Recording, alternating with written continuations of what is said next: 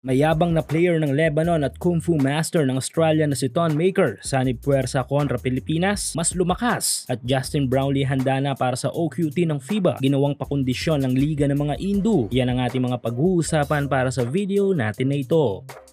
Sa paglipas ng panahon ay maraming mga malalaro overseas na tatatak sa atin dahil sa patuloy na paglaban ng ating national team internationally. Malimit ito sa mga malalaro na talagang kakainisan nating mga Pinoy. Though magagaling ang mga ito, ay may mga bagay na hindi natin nagugustuhan sa ginagawa nila sa mismong game, lalo na kung ang kanilang kalaban ay ang ating bansa. Normal lang ito bilang isang lokal na sumusuporta sa ating sariling bansa at sa ating national team. At sa mga lumipas na taon ay may dalawang malalaro mula sa ibang bansa na tumatak sa atin sa mga panahong nakalaban nila ang gilas. Ito nga yung former NBA player at Australian national team player na si Ton Maker at ang national team player naman ng Lebanon na si Wael Arakji. Tumatak ang former Pistons standout na si Maker ay noong may insidenteng nangyari sa naging laban ng ating national team at Australian Boomers sa Philippine Arena, kung saan ay nabansagang Kung Fu player itong si Maker dahil sa kanyang flying kick sa ating mga malalaro. May mga usap-usapan noon na isa sa mga namimisikal din sa game na yon ay si Maker, kung kaya't napikaw ng ilan sa ating mga malalaro. Sunod ay ang maangas na player ng Lebanon na si Wael Arakji. Though mahusay talaga malalarong ito, ngunit marami nga lang mga Pinoy ang nainis dito ay noong matalo nila ang gilas sa kanilang mismong home court, kung saan ay sumobra ang pag-aangas nito. Nag night-night gesture si Wael noon at sinabing mas mahusay pa siya kay Jordan Clarkson at ang pinagkaiba lang daw nila ni JC ay nasa NBA ito. At sa pambihirang pagkakataon ay nagkasama nga ang dalawang ito sa isang kupunan ngayon, kung saan ay nakuwang import ng team ni Arakji sa Lebanon Basketball League na Al Riyadi itong si Maker. Dahil dito ay tila mas lumakas ng gusto ang ball club na ito. Sa katunayan nito lang ay nakuha nga ng mga ito ang kampyonato sa WASL. Malaking boost si Maker para sa Al Riyadi, kung saan ay kaya nitong maglatag ng matinding opensa at depensa sa laro. Magiging banta si Maker at Wael sa Pinas kapag muli natin silang nakaharap sa Dubai Basketball Tournament, kung saan ay isa sila sa ating mga matinik na mga kalaban. Pero sa other side ay maganda itong maging development para sa ating mga malalaro at sa ating team representative.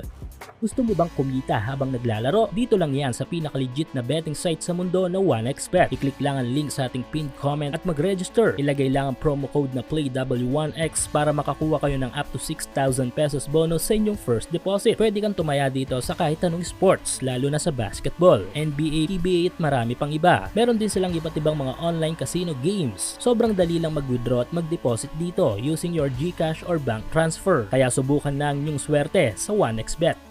Samantala, pumunta naman tayo dito sa ating naturalized player na si Justin Brownlee sa Indonesia. So far ay all goods ang naging takbo ng performance ni Brownlee para sa team nito na Pelita Jaya. Isa si Brownlee sa ngayon sa mga malalarong sandalan ng Pelita. Fit sa lahat ng sistema ng Indonesian ball club na ito si Brownlee, dahil maliban sa legit offensive player ito, ay team player din si Kabayan. Kumbaga kapag nasa alanganing sitwasyon ng kanyang kupunan, ay handa itong mag-step up as a offensive primary player. At kapag naman medyo maalat ito ay nag-step down siya bilang facilitator ng buong kupunan. Bibihira lang sa isang import ang all-around sa isang kupunan. Kaya isa ito sa taglay na magandang katangian ni JB. Nito lang sa naging laban nila kontra sa team ng Biba Perkasa Jogja ay nagamit ang talentong ito ni JB bilang isang team player nang i-facilitate niya ang kanilang bagong import na si Dicky III. Nakuha nila ang panalo kontra BPJ sa final score na 91-64 sa pangunguna nga ni Dicky III na nakapagtala ng 19 points. Si Brownlee naman ay nakapagtala sa game na ito ng 9 points, 3 rebounds at 5 assists. Tila ginawa ngang pampakondisyon ni Brownlee ang Liga ng mga Indu para sa parating na OQT ng FIBA, kung saan ay makikita na relax na lang itong naglalaro.